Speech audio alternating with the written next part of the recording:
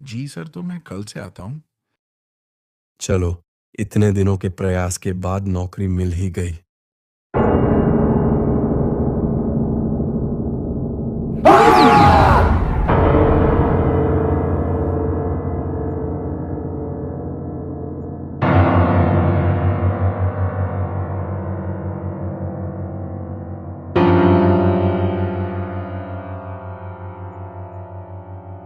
देख नहीं रहे, आज फिर एक बंदा टपक गया।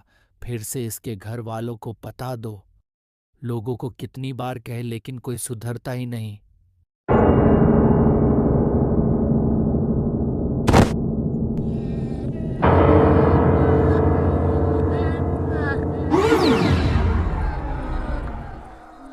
अभय और राज ये दोनों कॉलेज की पढ़ाई के लिए शहर आए। इन्होंने कॉलेज में एडमिशन तो कर लिया, लेकिन दिक्कत उनके रहने की थी। देखिए, यहाँ के सारे रूम फुल है। आपको कहीं और पता करना पड़ेगा। अरे सर, फिर से देखिए ना, हमें बहुत जरूरत है। हॉस्टल के सभी रूम फुल थे। कहीं पर भी इन्हें किसी भी मकान का रूम नहीं मिल रहा था। बहुत मुश्किलों के बाद इन्हें एक घर मिल ही गया, जिसमें 2 रूम थे और उन दोनों में रहने के लिए ये दोनों बस थे। इन्होंने उस मौके को हाथ से न जाने दिया और उस घर के लिए इन्होंने हाँ कर दिया। देखो भाई, घर में तुम दोनों अकेले हो और पीछे के कुएं की तरफ जाना तो छोड़ो। अगर देखते हुए भी मिल गए ना, तो फिर मैं इस घर में रहने भी नहीं दूंगा। आप टेंशन मत लीजिए, हम वहां पर देखेंगे भी नहीं। अगले दिन उन्होंने अपना सारा डेरा उस घर में जमा दिया। मकान उनके हाथों में सौंपते समय मकान मालिक ने उन्हें सतर्क भी किया कि इस घर के पीछे एक कुआं है और उस कुएं की तरफ जाना तो छोड़ो, देखना भी मना है। कहाँ रहने आ गए यार तुम लोग? यहाँ पर जो पीछे कुआं है, उसमें एक चुड़ैल रहती है। क्या बात कर रहे हो? पागल हो गए हो क्या? भूत भूत कुछ नहीं होता।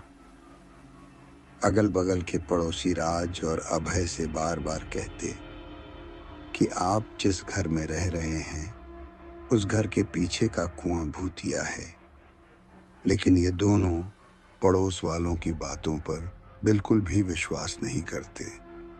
एक रात राज की नींद नहीं लग रही थी। यार ये नींद भी ना, अब मुझे फिर से छत पर जाना पड़ेगा।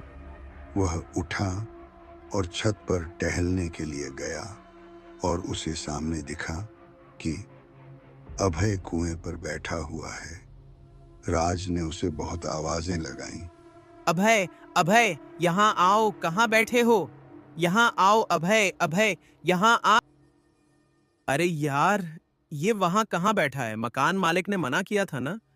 अगर किसी ने देख लिया तो बड़ी दिक्कत हो जाएगी। लेकिन अभय की तरफ से किसी भी तरीके की प्रतिक्रिया नहीं आ रही थी।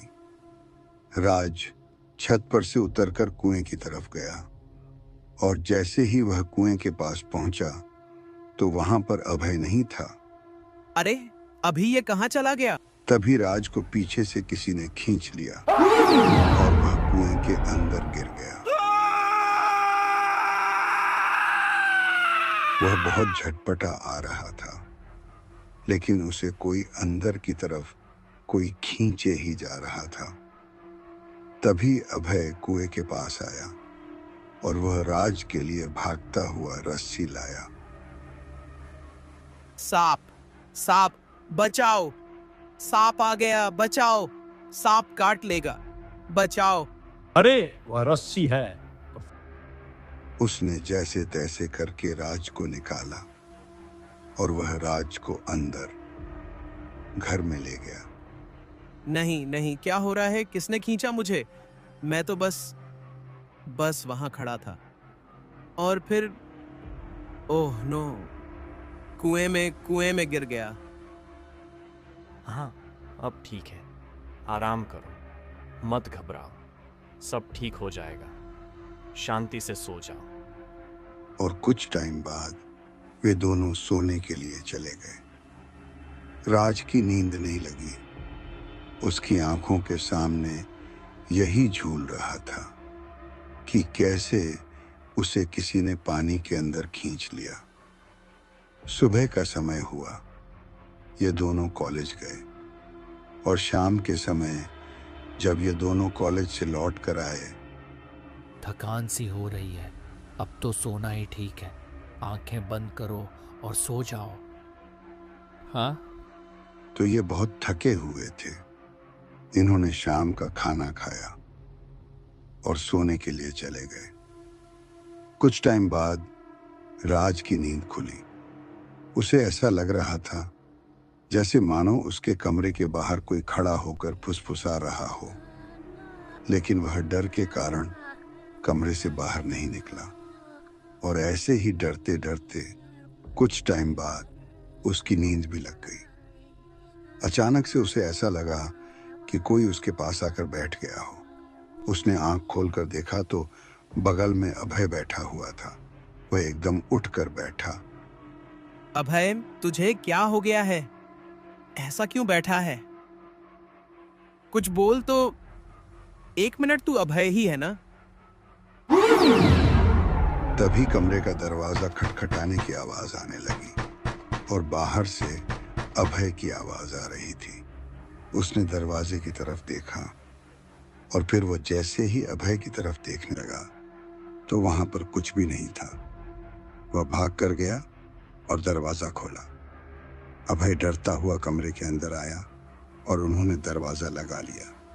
मैं अपने कमरे में सो रहा था। अचानक से मेरी नींद खुली और मेरी नज़र दरवाजे की तरफ गई तो मैंने देखा कि एक सफ़ेद से कपड़ों में कोई खड़ा हुआ है।